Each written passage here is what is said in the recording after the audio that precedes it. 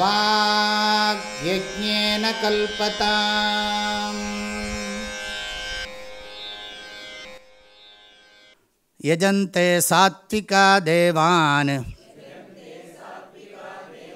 யக்ஷரக்ஷாம்சி ராஜசாः பிரேதான் பூதகணாம்ச்சான்யே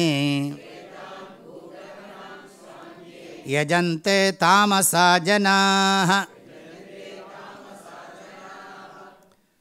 சாத்விகாः ஸ்ரத்தாவந்தः. சாத்விக ஸ்ரத்தாலவः.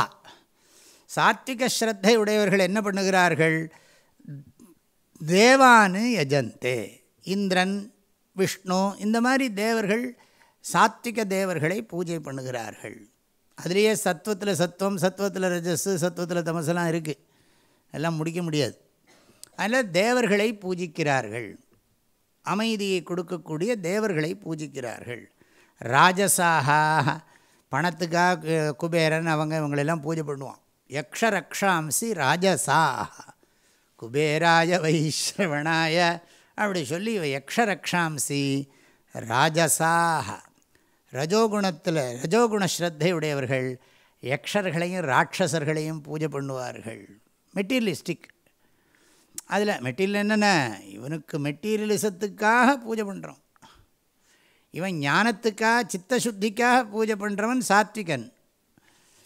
எனக்கு லௌகிகத்தில் நிறைய எல்லாம் பணம், பதவி, புகழ் இதெல்லாம் கிடைக்கணும் அப்படின்னு பூஜை பண்ணுறவன் ராஜசன்.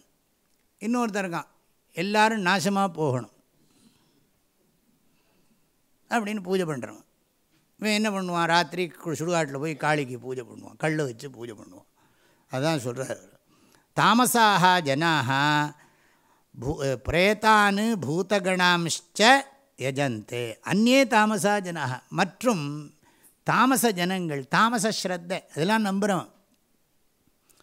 அதை நம்புகிறவன் என்ன பண்ணுவான்னா வாராகி அது இது என்னெல்லாமோ சுவாமியெல்லாம் இருக்குது, அதெல்லாம் பூஜை பண்ணுவான். பூதகணான்.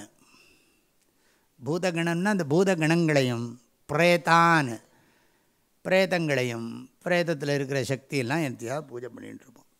அதில் இதை வச்சு சொல்லிவிட்டார் பொதுவாக.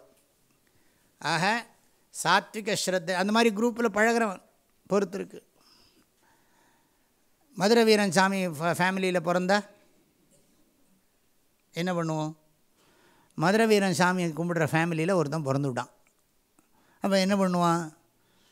நிறைய பீடிக்கட்டு, கல், என்ன எல்லாம் கொண்டு மதுரை வீரன் சாமிக்கு முன்னாடி வைக்கணும். வச்சு அவருக்கு அது நைவேத்தியம் பண்ணணும்.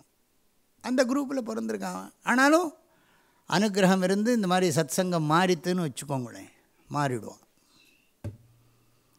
அதனால் இடத்த பொறுத்து இருக்குது. ஆக தேவர்களை பூஜை பண்ணுகிறவர்கள், ராட்சசர்களை பூஜை பண்ணுகிறவர்கள். அதுதானே சொல்கிறாங்க எல்லாம்.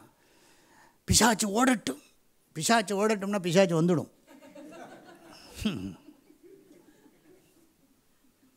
பிசாச்சு ஓடட்டும், பிசாச்சு ஓடட்டும். இப்போ பார்த்தாலும் பிசாச்சு பிசாச்சுங்கிறான். நம்மளை பார்த்தாலே பிசாச்சுங்கிறான்.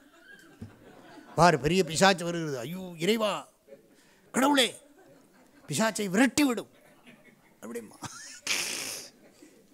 விரட்டி விடும்.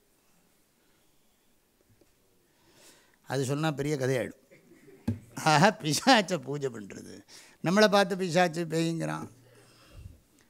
எங்கேயாவது செத்து போய் 3ஆவது நாள் வந்தவன் பிசாச்சா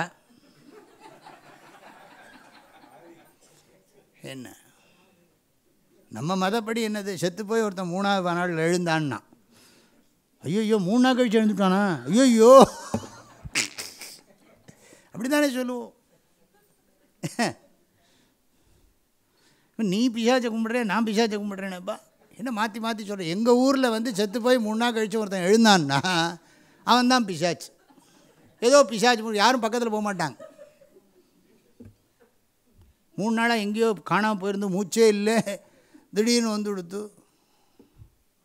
இது அற்புதம் அப்படின்னா பிசாச்சின் அற்புதம். பிசாச்சுக்கும் சக்தி உண்டு, நாங்கள் படிச்சிருக்கோம்.